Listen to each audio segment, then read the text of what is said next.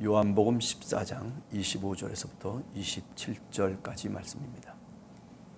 내가 아직 너희와 함께 있어서 이 말을 너희에게 하였거니와 보혜사 곧 아버지께서 내 이름으로 보내실 성령 그가 너희에게 모든 것을 가르치고 내가 너희에게 말한 모든 것을 생각나게 하리라. 평안을 너희에게 끼치노니 곧 나의 평안을 너희에게 주노라. 내가 너희에게 주는 것은 세상이 주는 것과 같지 아니하니라. 너희는 마음에 근심하지도 말고 두려워하지도 말라. 아멘. 예수님께서 마지막 십자가를 앞두고 당신의 제자들에게 이런 말씀을 주시고 있습니다. 근심하지 말아라. 두려워하지도 말라. 우리가 마태복음 6장 27절을 보면은 누가 그렇게 근심함으로 또는 염려함으로 키를 한 자라도 더할 수 있겠느냐. 그러므로 염려하여 이르기를 무엇을 먹을까, 무엇을 마실까, 또 무엇을 입을까 염려하지 말라. 염려하지 않고 근심하지 않고 걱정하지 않고 우리가 삶을 살아간다면 얼마나 좋겠습니까? 얼마나 행복하겠습니까? 그러다 우리 일평생을 가만히 생각을 해보면 어찌 보면 늘 근심하면서 걱정하면서 살아가는 삶이 아닐까라는 생각을 해봅니다. 그렇다면 어떻게 예수님을 믿는 사람들이 근심치 않고 살아갈 수 있을까? 두려워하지 않고 살아갈 수 있을까? 사실 근심하고 두려워하는 것은 자신의 미래에 대한 불확실성 때문에 그렇죠. 내 미래가 보장되어 있다면, 그렇다면 그 염려가 조금은 감소될 수도 있겠다는 생각을 해보죠. 내가 일자리라든지 건강이라든지 또는 인간관계라든지 우리가 살아가는 삶의 자리 속에서 내일에 대한 불안함이 사실은 우리에게 있거든요. 잘 될 것 같았는데 그런데 뭔가 틀어지기 시작하면 그때부터 불길한 마음이 들기 시작하는 거죠. 근심하고 걱정하기 시작합니다. 실패에 대한 두려움이죠.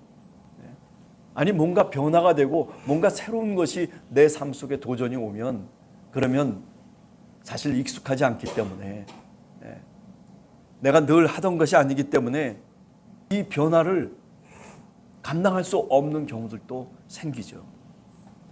불안해합니다. 내 삶의 자세를 바꾼다든지 아니면 내가 내 인생관을 바꾼다든지 내 세계관을 바꾼다든지 바꿔나가지 않으면 새로운 변화 속에 내가 익숙하게 살아갈 수가 없는 거죠. 그게 바로 인간이 가진 속성입니다. 그러다 보면 어떻습니까? 자꾸 부정적인 사고방식이 생기는 거예요. 안 될 것 같고. 그러다 보면 어떻게 됩니까? 일이 권태롭게 되는 거죠. 내가 하는 일 하나하나가 다 잘못될 것 같다라고 하는 마음과 느낌을 갖고 그게 피곤한 거죠. 사실 삶이라고 하는 게. 그러니 그런 스트레스가 생기면 어떻게 됩니까? 모든 것들이 사실은 원만할 수가 없어요. 건강도 마찬가지고 그리고 우리의 영혼도 마찬가지고 또 우리가 살아가는 삶의 시간도 마찬가지입니다. 아니 그러다 보면 사람과의 관계 속에서도 여러 가지 어려운 문제에 봉착하기 마련입니다. 오늘 성경 본문을 보면 예수님께서 그럼에도 불구하고 너희는 근심하지 말라. 너희는 두려워하지도 말라고 우리들에게 당부하고 있습니다. 왜 그렇습니까? 예수님께서는 내가 너와 함께 하고 있다라고 하는 것을 내세웁니다. 내가 너를 고아와 같이 버려두지 않고 있다라고 하는 것을 믿으라는 겁니다. 보혜사 성령을 통해서 너희가 내 안에 있고 그리고 내가 너희 안에 있다는 것을 믿으라는 겁니다. 성령이 내가 가르친 모든 것들을 기억나게 하실 것이다라고 그렇게 말씀해 줍니다. 주님의 평안을 우리에게 주실 것이다라고 말씀하시면서 그러므로 근심하지 말라 그렇게 당부하고 있는 겁니다. 우리가 잠언서 30장 8절 9절을 보면 여러분들이 잘 아는 아굴의 잠언이 나옵니다. 일평생 살면서 기도의 제목이 있다는 거예요. 그 기도의 제목의 첫 번째가 뭐냐면 나로 하여금 너무 가난하게도 마시고 나로 하여금 너무 부하게도 마시옵소서. 필요한 양식으로 나를 먹이소서라고 그렇게 이야기를 하고 있습니다. 그게 지혜라는 거죠. 우리 주님께서도 주기도문을 가르치시면서 제자들에게 주님을 따라오는 사람들에게 뭐라고 말씀하셨습니까? 하나님께 기도할 때 주여 내가 이렇게 부자가 돼서 그래서 창고와 곳간도 늘리고 모든 사람들 앞에서 내가 그럴듯하게 살아갈 수 있게 해주십시오라고 그렇게 기도하라는 말씀을 해주신 것이 아니라 하루에 필요한 양식을 주님 저에게 주시옵소서. 이게 일용할 양식 아니겠습니까? 자, 제가 왜 이런 얘기를 지금까지 쭉 하냐면 자기 만족이 없기 때문이라고 하는 것을 말하려고 그럽니다. 바울이 빌립보서를 통해서 빌립보 교인들에게 얘기합니다. 나는 능력 주시는 자 안에서 내가 능치 못함이 없다라고 얘기합니다. 그 능력이 뭐겠습니까? 사도 바울은 얘기합니다. 나는 부에 처할 줄도 알고 가난에 처할 줄도 알고 나는 높은 곳 낮은 곳 어느 곳이든지 내 환경의 변화 속에서 나는 능력 주시는 자 안에서 얼마든지 그렇게 살아갈 수 있다는 거예요. 그렇기 때문에 내가 스스로 만족하노라. 행복이라고 하는 것은 굉장한 것을 열매를 따야만이 행복한 것이 아닙니다. 아담과 하와가 에덴 동산에서 그죠? 먹지 말라는 그 지혜의 열매를 먹어서 그 열매를 땄음으로 인해서 행복이 찾아온 것이 아닙니다. 미안한 얘기지만은 행복이라고 하는 것은 내가 행동해서 따낸 그 성공의 여부에 따라서 내가 행복한 것이 아니라 오늘 성경을 통해서 보면 행복은 자기 만족을 추구해야만이 오는 겁니다. 하나님의 말씀을 기억하며 살아가는 것이 나에겐 행복이다라고 느끼면 그러면 그것이 행복이 될 수 있는 겁니다.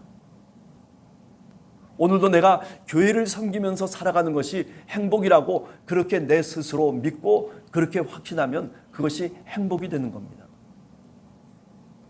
행복은 멀리 있는 게 아니에요. 네. 만족이라고 하는 것은 저 멀리 떨어져서 내가 쫓아가서 그것을 성취해야만이 그것을 따야만이 내게 행복과 만족이 주어지는 것이 아닙니다. 신앙의 행복과 만족이라고 하는 것은 내 옆에 바로 있어요. 지금도 있어요. 가까이 있는 그것을 내가 느끼고 그리고 그것을 귀하게 여기면 그게 바로 행복이 되고 그게 자기 만족이 되는 겁니다.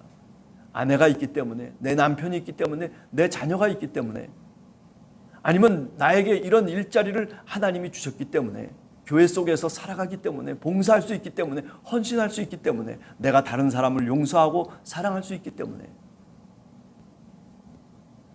그게 다 뭡니까? 우리에게 주어지고 있는 행복의 지름길입니다. 그 통로를 통과하면 행복이라고 하는 것, 만족이라고 하는 것이 사실은 우리에게 기다리고 있어요. 그게 성경의 진리 아니겠습니까? 왜 오른뺨을 치면은 왼뺨까지 갖다 대라고 그렇게 우리 주님이 말씀하십니까? 그게 행복의 길이기 때문에 그렇습니다. 믿음이 없는 사람들은 하나님을 믿지 않고 예수 그리스도의 가르침을 우리의 삶의 기준으로 삼지 않는 사람들은 그게 무슨 뜻인지도 모릅니다. 원수를 사랑하라고 하는 말씀의 그 참뜻이 무엇인지 그것을 깨달을 수가 없는 거죠. 그게 다 뭡니까? 행복과 그리고 만족으로 가는 지름길을 우리 주님께서 주님을 따르는 사람들에게 가르쳐 주시는 겁니다. 그러다 보면 두려움이 사라지는, 그래서 초대교회의 역사를 보면 그 수많은 사람들이 예수 그리스도를 믿는다는 것 때문에 죽임을 당하고 화형에 처해지고 그리고 목베임을 당하고 뭐 별의별 고난과 고통 속에서도 예수 그리스도를 증거하면서 주님의 복음을 위해서 그렇게 과감하게 살아갈 수 있었던 거죠. 왜? 그 속에 만족이 있었고 그 속에 행복이 있었고 그 속에 내 신앙이 있었기 때문에 그런 겁니다. 요한복음 16장 33절에 보면 너희로 내 안에 내 평안을 누리게 하려 함이라. 예. 보라 내가 세상을 이겼노라 라고 그렇게 우리 주님이 말합니다. 그렇죠? 우리 주님은 우리들에게 바로 그런 평안을 주시기를 원하십니다. 로마서 8장 6절에 보면 육신의 생각은 사망이고 영의 생각은 생명과 평안이라고 얘기하고 있습니다. 육신에 얽매여서 그래서 아구다구 살아가다 보면 어떻습니까? 그러다 보면 사실은 행복이 하나 둘 자신 손에서부터 오히려 없어지고 있는 것을 깨닫게 됩니다. 그러나 영의 생각을 갖고 하나님의 말씀과 교회를 섬기면서 하나님을 믿는 믿음을 통해서 주님의 말씀을 쫓아서 믿음으로 살아가기 시작하면 그러면 나도 모르는 사이에 내 손에 내 주머니에 행복이라고 하는 것, 내 주머니에 평안이라고 하는 것이 하나 둘씩 채워졌다는 것을 우리가 비로소 깨닫게 될 것입니다. 누가 염려함으로 키를 한 자나 더할 수 있느냐? 무엇을 먹을까, 무엇을 마실까, 무엇을 입을까 염려하지 말라. 너희는 마음에 근심하지 말라. 하나님을 믿으니 또 나를 믿으라라고 그렇게 요한복음 14장 1절에도 말씀하고 있습니다. 사랑하는 성도 여러분, 고난의 주간 속에서 두 번째 날을 맞이하여서 근심하지 말라. 그렇게 우리들에게 말씀하고 계시는 이 말씀을 한 번 더 깊이 묵상하는 하루가 되시기를 원합니다. 우리가 삶의 자리 속에서 그것이 가정이건 직장이건 학교건 내가 살아가는 삶의 그 여정 속에서 우리는 너무나도 근심을 떨쳐버리고 싶습니다. 걱정을 물리쳐버리고 싶습니다. 하나님의 도우심을 받고 싶습니다. 그러기 위해서는 오늘 성경에 있는 말씀처럼 하나님이 나와 함께 하심을 굳게 믿어야 됩니다. 하나님이 나를 고아와 같이 버려두지 않고 내게 다시 오셔서 그래서 내 안에 거하시고 내가 그 안에 거하는 그런 놀라운 믿음의 원리, 그 속에 행복이 있고 그 속에 평안이 있고 그렇게 신앙의 삶을 살아감으로써 우리는 근심을 물리치고 두려움을 물리쳐 나가는 주님이 원하시는 그 길을 우리가 걸어갈 수 있을 줄로 분명히 믿습니다.